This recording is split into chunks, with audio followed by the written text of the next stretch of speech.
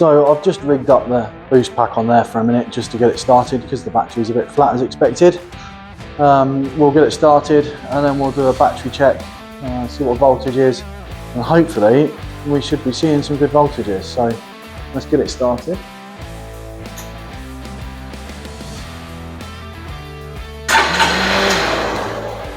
Okay. So the other telltale with these bikes is that the headlight doesn't work when the stator's not working, and nor the tail light. Looks like we've got both now. So we'll take off the boost pack, hopefully she'll stay running, and then running on our own battery again. Or not. The battery's probably just too flat, to be honest with you. We may still need a battery on this one. Looks like we've got a charge now. Let's see how that runs. We'll run her up for a bit, see if she gets some charge in there, and then we'll go from there. So I've just done some quick testing. This battery is absolutely knackered. It's not taking a charge as such. I think it's just too fried. I think with the bike not running, it's only showing about 3 volts. We did have it on charge for a bit, it didn't really help. Only runs with a boost pack, obviously, because it's got 12 volts in it. So new battery on order. That doesn't stop the jobs though. We have got a clutch lever to replace because somebody has glued that previously. So we'll look at that in a very short minute. And then we'll see about getting this chain and sprocket done. And then we will get it all cleaned up and hopefully get it flipped. We'll go from there. So to do the clutch cable, we're going to just de-adjust it here, because then we can use the lever. Do the lever up here, but we need to de-adjust it so that we can get the cable out. And I'll try and do this best I can one-handed on my own tonight, thanks Joe.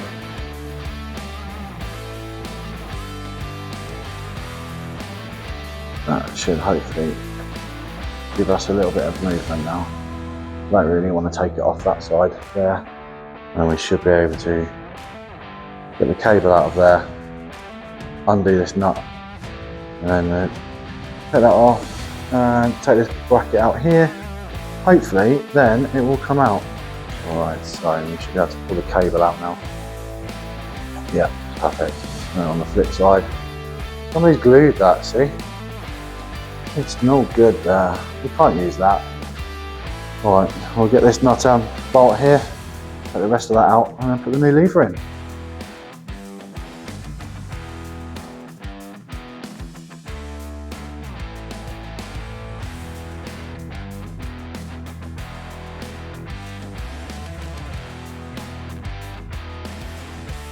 The rest of this leave it up like that. Beautiful job. And we'll see about getting this new one back in. So cable first. Lovely. Pull that right back.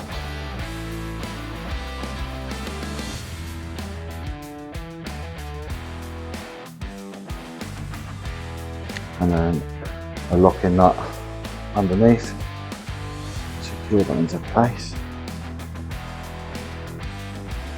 Feed the cable back in. There is like a seal there as well, so we need to make sure that goes in. Well, there's no adjustment on this side, it's all done at the clutch side. Make sure that's all covered up. Cool, it's all nice and tight. So we'll go back round to the cable on the engine. I may not have needed to undo it so much, but we'll put that down as much as near enough where it was. Lock that there. I'll obviously lock that again in a minute. I just want to see what the clutch lever feels like first. Just down here. Nice and responsive. No real free play. And as we remove the lever, maybe could do with a little touch more, to be honest. I'll get that adjusted. So that's all nice and tight now. Just about enough movement. We'll check that on the floor once it's off the ramp. Still a lot of cleaning to do. We'll get there. It just takes some time. So as you can see, the chain and the sprockets, they've seen better days. If I just spin the rear wheel, there's some really janky joints in there. It might come up in a parts cleaner, but it's just not worth it for the sake of, well, I think it was about £30. Just get a new chain and set of sprockets. This one doesn't seem to have a link on them, so what I shall do is I'm just going to cut it, get the rear wheel undone, get the front sprocket off, and go from there. Insert your own sound for an angle grinder, because we lost the mic sound. So here we are again, sat in the living room, voice over in, dogs around, and yeah, so we're gonna have to talk you through this one now. So we've just cut the chain off, we're gonna get the sprocket off. I think we do the front one first, and we'll go in with the retaining clip first, and then change that over. So were them wires messy like that when you come to it, or? No, they live in that bracket where I've just put them in there. I think we left them out when we changed the stator. Oh right, okay. So I was like, we'll come back to that. So I just moved. Obviously them out I wasn't there. But... no, not on this one. So we're just going to undo the retaining clip and get the old one off. And obviously when you get the new one, you want to make sure that they've got the same amount of teeth on there as well. So when I eventually get this one off, you'll briefly see me match it up with the new one, just to make sure that the centres are correct and it's got the same amount of teeth. You often find you get a build up of dirt in here anyway, where people oil the chains and whatnot. But I don't think this one had seen some oil for quite a while. Looks like you just cleaned it up in that short brief as well. Yeah. So that's me. I'm just matching up the sprockets, making sure it's got the same amount of teeth on there. If you change the teeth, it changes all the gearing. So you don't necessarily want to do that. We didn't want to at this stage. Wanted to keep it as completely as original spec as possible. So just putting the retaining clip back on again. I think it was just two 10mm bolts, something like that holds that in.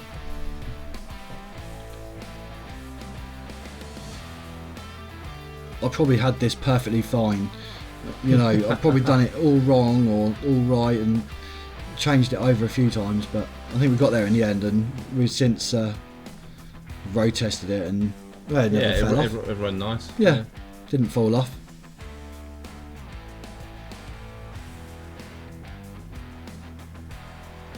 I might speed up the part of this video. It's a bit monotonous, isn't it?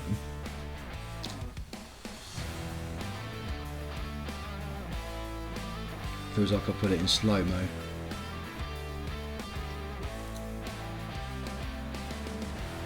I'm sure at some point we'll move on to the other part of the chain and sprocket, but for now we're sticking here by the looks of it.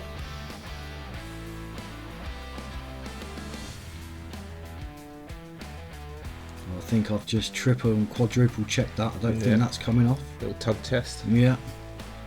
A spinneroo. I don't think that's going anywhere. Come on, Darryl, move on. So rear sprocket next, and got to take the wheel off for this one, obviously. Absolutely minging around there as well. It is. We purposely left this to clean afterwards. It's good practice though to clean up these threads. That's the rear brake, then you've got the chain adjuster as well.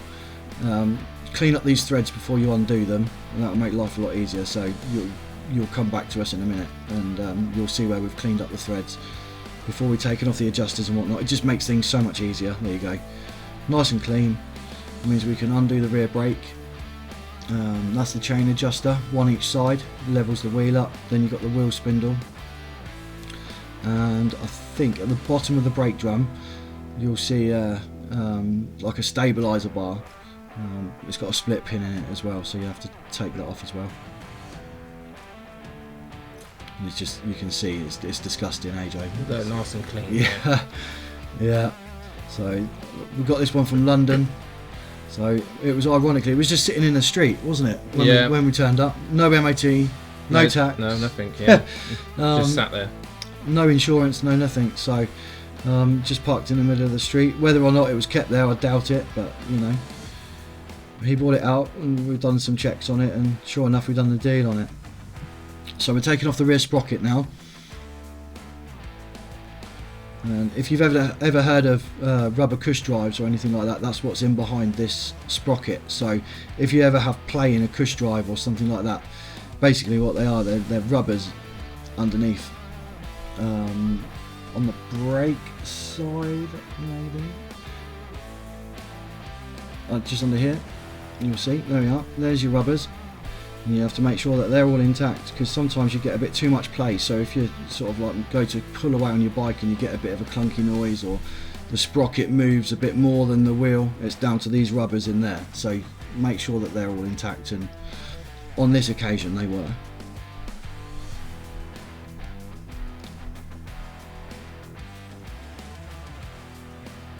New sprocket, it does look slightly different. It's not detrimental to the way it works or anything else. You make sure that the bolt holes all line up, make sure it's got the same amount of teeth on there so it doesn't change the gearing. And as you can see, it goes straight back on, you just bolt that on. I think that possibly may have been an original sprocket that's on there, and if that was, that had been on there for a good 14 years or so. Quite a while, yeah. Yeah, 2011 bike, this one. Looks nice and clean though, compared to the rest. Yeah, the rest of it is not very good, is it?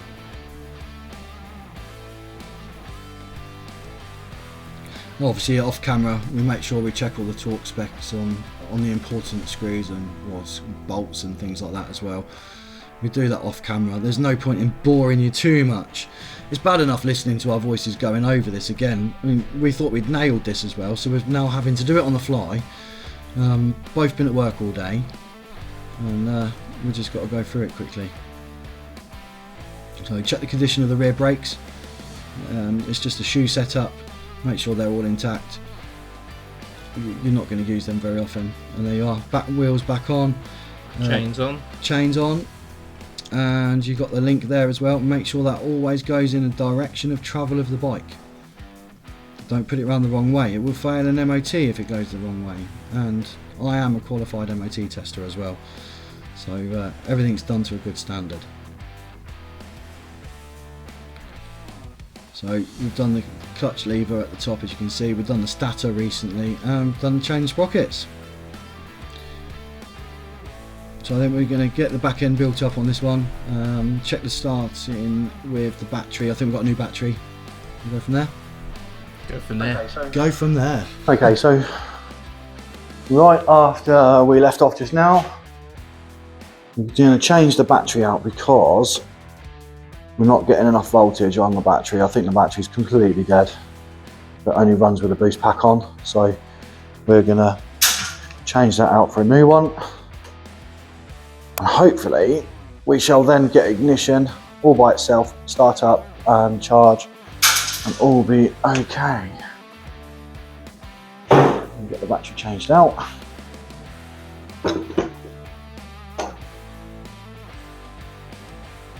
I'm not sure. Just make sure it works, and then if it works, happy days. I'll then change the wiring around, tidy it all up, get the rest of the bike boxed up, all the back plastics done, and then we're pretty much there. And I don't know about you, but I'm quite excited to see the cleanup video. Okay, so battery is on. Happy days. Right, we'll leave that for a minute then. We'll give that a try. And you're going to see this in real time, same as me. And I'm going to just take the camera. So, what I'm hoping for is we're going to see some ignition lights come on. And it does. Banging. Right. Now, we should be able to start.